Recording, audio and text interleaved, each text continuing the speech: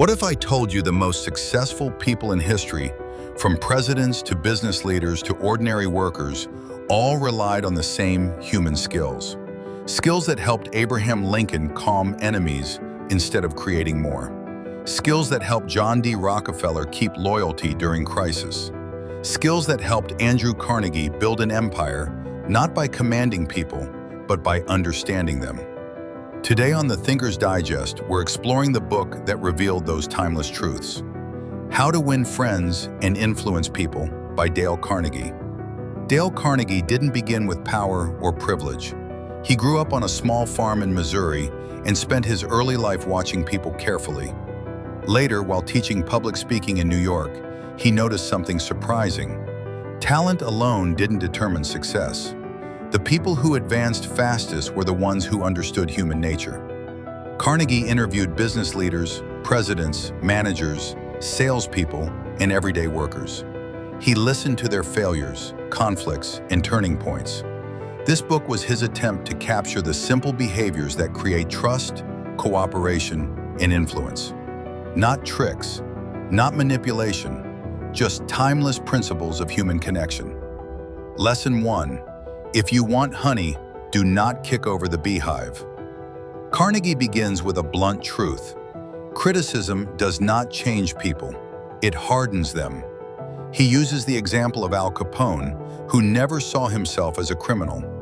In his own mind, he believed he was serving the public. Carnegie's point is clear. People protect their self-image at all costs. Carnegie also studied Abraham Lincoln closely. Early in his career, Lincoln once wrote a furious letter to a Civil War general, but never sent it. Lincoln later said, "I may have killed a man if I had sent that letter." He learned that condemnation creates enemies, not improvement. Instead, Carnegie emphasizes sincere appreciation. Andrew Carnegie credited much of his success to encouragement. People will work for money, but they will give their best effort when they feel genuinely valued. Lesson 2.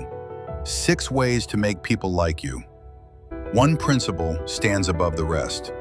Become genuinely interested in other people. Carnegie tells the story of a man who attended a dinner party and spoke very little. He simply listened. Later, the host described him as the most fascinating conversationalist present. Another powerful idea is remembering names. Carnegie called a person's name the sweetest sound in any language. He describes how store clerks and managers diffuse tension simply by using a customer's name with warmth and respect. And one of Carnegie's most quoted lines comes from this section. Talk to someone about themselves and they will listen for hours. Lesson 3. How to win people to your way of thinking. Carnegie believed the best way to win an argument is to avoid it. He tells the story of an advertising professional who stopped trying to prove people wrong. Instead, he began saying, "I may be mistaken. Let's look at the facts together." The result was cooperation instead of resistance. Another principle is letting others feel the idea is theirs. Henry Ford once said he rarely accepted an idea unless it came from someone else. Carnegie shows that people support what they help create. Lesson 4. Be a leader. Carnegie defines leadership as guidance, not authority. One principle is to begin with praise. Charles M. Schwab, one of the highest-paid executives of his time, said his greatest asset was his ability to arouse enthusiasm in others. Carnegie also teaches leaders to admit their own mistakes first. He describes managers who transformed relationships by saying, "I've made this mistake myself." And finally, he emphasizes making people feel proud to do the work, aligning responsibility with dignity. Dale Carnegie never promised charm or shortcuts. He offered a way of seeing people as human, capable, and worth understanding. When these principles are practiced, conversations soften, resistance fades, opportunities open.